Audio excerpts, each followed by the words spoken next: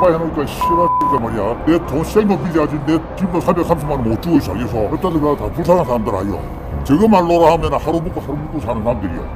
저것도 지금 속상한다고. 나는 이제 뭘 항소해놨어. 항소해놨고. 얘기를 했죠. 제가 이거에 대해서 문제가 생기면 제가 다 책임지겠습니다. 제가 각서를 쓰겠습니다 그랬어요. 끝나고서 상상도 못한 또 상황이 펼쳐졌는데요.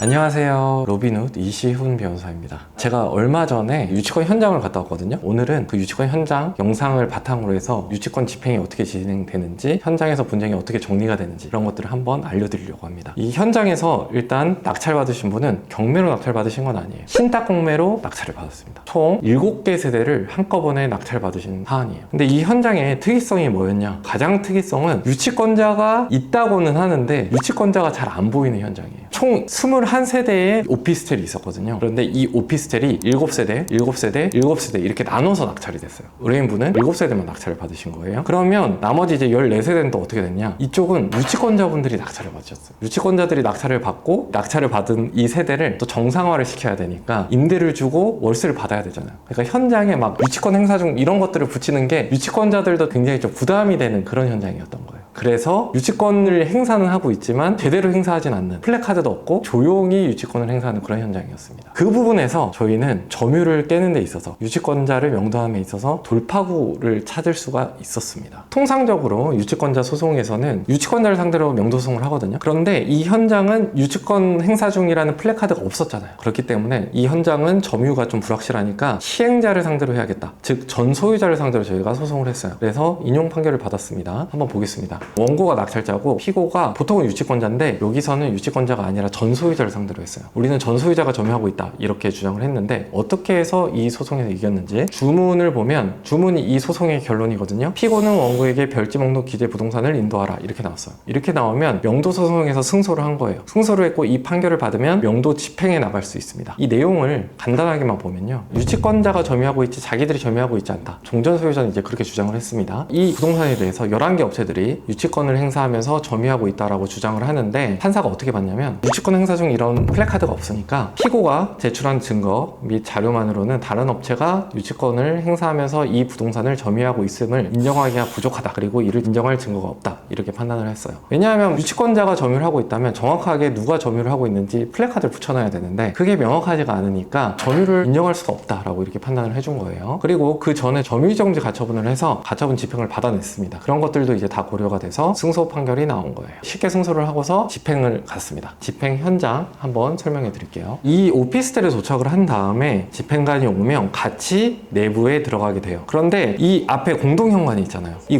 공동현관부터 비번이 안 맞을까봐 사실 굉장히 긴장을 했습니다. 그런데 다행히도 유치권자가 비번까지 바꿔놓지는 않았더라고요. 그래서 공동현관에는 쉽게 출입할 수가 있었어요. 그리고 집행관과 그 현장으로 이제 이동을 하는 거예요. 문 상태를 확인을 하고 집행이 가능한지를 하나씩 보는 겁니다. 보통 집행을 하게 되면 먼저 계고를 하게 되거든요. 계고를 하는 과정입니다. 그러면 집행관이 먼저 똑똑똑 문을 두드리고 사람이 있는지 없는지를 확인한 다음에 계문을 할 수가 있어요. 그래서 먼저 그렇게 하는 과정이고요.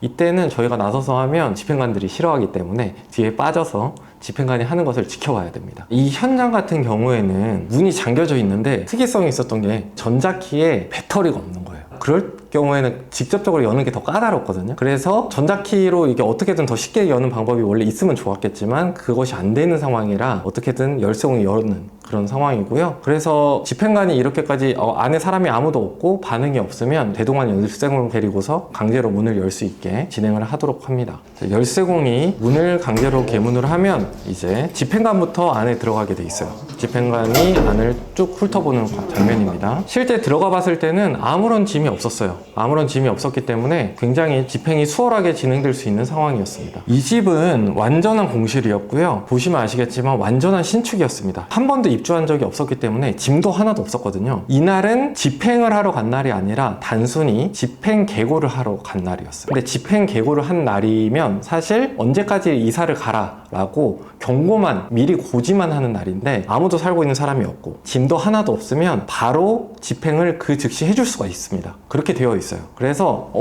현장에 아무도 없네? 그리고 짐도 하나도 없네? 그것을 지금 확인하는 과정인 거예요. 그리고 오늘은 개고만 하러 나왔지만 집행도 완료할 수 있겠다. 그래서 이 즉시 집행을 선언하게 됩니다. 이날 이렇게 짐이 없는 걸 확인하고 바로 집행 완료가 되었어요. 유치권 주정하는 사람은 있었지만 이렇게 쉽게 명도받을 수 있는 겁니다. 이날 총 7개 세대의 집행을 동시에 진행을 했기 때문에 한 개 세대씩 이제 확인을 하는 거예요. 물론 이제 유치권을 다 주장하고 있는 세대가 있었지만 한 개 세대가 다 개별적으로 판단이 되거든요. 그래서 개별적으로 문을 열고 사람이 살고 있는지 보고 짐이 있는지를 보고 그 다음에 집행할 수 있는 세대는 집행을 하고 집행할 수 없는 세대는 집행이 안 되는 것으로 그렇게 이제 진행이 됩니다. 근데 이게 집행이 아닌데 그렇게 강제 개방해도 되는 건가요? 법원마다 다르고 집행관의 성향에 따라 또 다릅니다. 말씀하신 것처럼 집행 개고 단계에서 이렇게 강제 개문을 하는 거에 대해서 굉장히 소극적으로 생각하시는 집행관들도 많거든요. 그런데 어찌됐든 간에 집행을 나중에 해야 되잖아요. 그래서 짐이 얼마나 있는지 사람이 살고 있는지 없는지를 미리 확인하기 위해서 개문의 필요성이 분명히 있어요. 그래서 그런 현실적인 어떤 문제가 있기 때문에 개고 당시부터 강제 개문을 하는 경우도 많습니다. 이날 강제 개문을 해줬기 때문에 그날 명도도 끝낼 수 있었던 거죠. 이날 굉장히 기분이 좋았거든요. 6세대에 아무런 짐도 없고 사람 산 흔적도 없어서 그냥 바로 명도가 끝났어요. 그러니까 개고날에 명도가 끝났으니까 얼마나 기분이 좋아요. 그런데 마지막 세대에서 반전이 있었어요. 어떤 반전이냐, 마지막 한 세대에 저렇게 떡하니 TV가 하나 놓여져 있는 거예요. 이 TV를 보자마자 집행관님이 말씀하시더라고요. 이 세대는 집행 못할 것 같은데요? 네? 사실 굉장히 황당하잖아요. 보시면 아시겠지만 에어컨도 설치가 안 돼 있어요. 그러니까 사람이 산 적이 없는 그냥 신축이거든요. 그런데 짐 저거 하나가 딸랑 들어있었던 거예요. 자, 그러면 원래는 집행을 할 때 집행 계고를 하고 한 2주에서 한 4주 정도 이사할 기간을 주거든요. 그 4주 동안 이사를 가라. 아니면 강제 집행을 할 수 있다. 이렇게 경고를 하고 그 이후에 강제 집행이 들어옵니다. 그때는 노무 일을 하는 사람도 오고 그리고 트럭도 오고 이래서 물건을 다 옮기는 절차를 밟아요. 그런데 TV가 딱 한 대 있는 거예요. 트럭이 안 와도 되고 노무 일을 할 사람도 사실 필요 없을 정도의 딱 저거 하나가 있는 거예요. 그래서 굉장히 이제 문제가 됐습니다. 얘기를 했죠, 제가. 저 TV 제가 옮길 수 있는데 이거 공용 창고로 옮기게 해주세요. 제가 채권자로서 이 소유자한테 꼭 되찾아 주겠습니다. 이거에 대해서 문제가 생기면 제가 다 책임지겠습니다. 제가 각서를 쓰겠습니다. 그랬어요. 집행관 입장에서 굉장히 고민이 될 것 같지 않아요? 이거 저 TV 하나 때문에 한 번 더 와야 되는 거예요. 그냥 와야 되는 것도 아니고 트럭도 불러야 되고 사람도 불러야 되고 훨씬 더 이제 번거로운 절차가 되는 것이거든요. 그래서 이제 제가 얘기를 한 거예요. 저 부분은 제가 책임을 다 질 테니까 명도만 완료해 주시면 제가 나머지 절차는 다 알아서 밟겠습니다. 그리고 집행관님한테 피해가 가지 않도록 하겠습니다. 집행관 입장에서는 다른 게 문제가 아니라 규정을 좀 위반을 하면 그것 때문에 민원이 들어오기 때문에 그걸 제일 걱정하는 것이거든요. 제가 각서를 써주겠다는 것은 그 민원을 막아주겠다는 얘기예요. 그리고 그 책임 소재를 확실히 저희한테 돌리겠다는 거였거든요. 근데 굉장히 고민하시더라고요. 굉장히 고민을 하시고 그 자리에서 결국은 원칙대로 해야 될 것 같다 라고 하시더라고요. 그래서 나중에 한 2주 정도 시간을 고지를 할 테니까 2주 뒤에 다시 사람을 부르고 그리고 트럭을 불러서 집행하는 과정을 거치자 이렇게 얘기를 하시더라고요. 그래서 결국은 총 7세대 중에서 6세대는 그 즉시 바로 명도를 받았는데 한 세대를 그래서 명도를 못했어요. 좀 아쉽긴 했지만 소유자분 입장에서는 그래도 7세대 중에서 6세대는 명도가 끝났으니까 자유롭게 임대나 전세를 맞출 수 있는 상황이 된 거거든요. 그래서 만족은 하셨는데 그래도 한 세대 때문에 조금 아쉬운 상황이 됐다. 그래서 여기까지는 또 해피했는데 끝나고서 상상도 못한 또 상황이 펼쳐졌는데요. 유치권자분이 찾아오셨어요. 영상을 한번 볼까요? 오늘 저희가 아까 전에 집행관이랑 같이 온 거거든요. 집행관이랑 같이 202호 빼고는 지금 명도를 다 받았어요. 그러니까 여기 짐이 하나도 없는데. 그러니까 이제 명도 선언을 다 해주셨어요. 그래가지고 저희가 첫째는 저희 입장에서 끝났고 법적으로. 그리고 이제 202호만 짐 뺄 시간을 좀 줘야 된다고. 아니 그 집회가 업자들 내가 지금 항소해놨으니까요. 그냥 항소해놨으니까 이 양반이 뭐 그거 보고하자니까 내가 그거 할게요. 내가 이영 사장도 내가 자기한테 진짜 최대한 다 해주려고.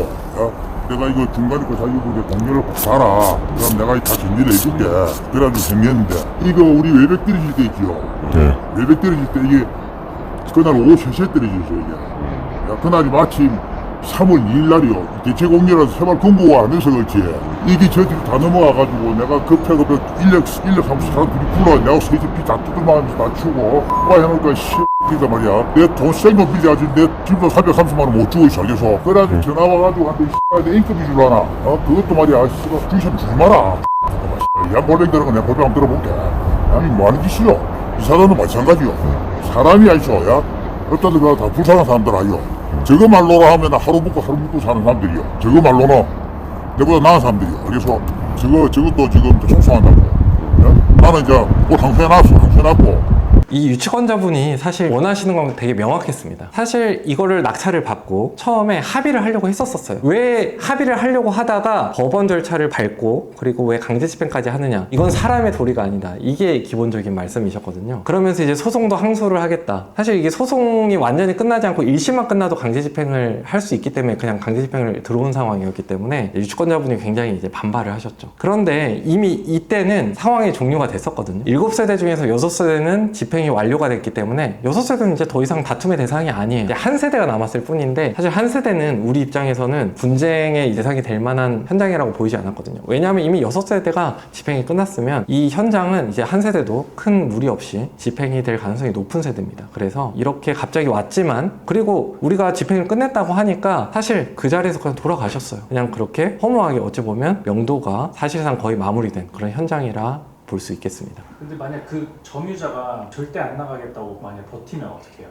어찌됐든 간에 이미 승소 판결이 나왔고 지금 강제집행 절차를 밟는 것이기 때문에, 만에 하나 그날 왔는데 사람들이 안 나가고 버틴다, 그러면 경찰까지 부를 수 있거든요. 집행관은 경찰까지 불러줄 수도 있기 때문에 그런 절차를 거쳐서 현장에서 조율을 하면 결국은 집행이 완료가 됩니다. 그리고 제가 이제 경험상 유치권자들이 굉장히 저항이 심할 것 같잖아요. 생각보다 저항이 심한 현장은 거의 없어요. 법원 판결에 따라서 법원이 집행을 하는 것이기 때문에 그때는 그들도 형사처벌이 될 수도 있거든요. 그렇기 때문에 현장에서 막 방해를 하고 그러지는 않습니다. 많은 분들이 유치권자와의 이제 분쟁에서 승소를 해도 과연 현장 집행이 쉬울까? 이런 거에 대해서 약간 두려움이 있으시거든요. 그런데 직접 이렇게 영상을 보신 것처럼 유치권자를 상대로 이게 소송을 하고 관련해서 이제 집행을 하는 그 과정이 생각보다 그렇게 어렵지 않다. 저항이 있는 현장이 오히려 굉장히 예외적이다.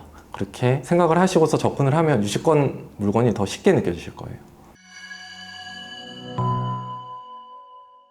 많은 분들이 유치권을 깨고 그리고 그 다음 단계 집행까지는 어떻게 진행되는지를 실제 못 겪어보신 분들이 많거든요. 그런데 오늘 이 영상을 통해서 제가 좀 말씀드리고 싶었던 것은, 집행 현장이 생각보다 그렇게 어렵지 않고 스무스하게 흘러가는 현장이 많다. 이 영상을 통해서 집행 그리고 명도 이런 거에 대해서 약간 두려움을 많이 좀 없애시는 계기가 됐으면 하는 바람입니다. 오늘 영상은 여기까지고요. 시청해 주셔서 감사합니다.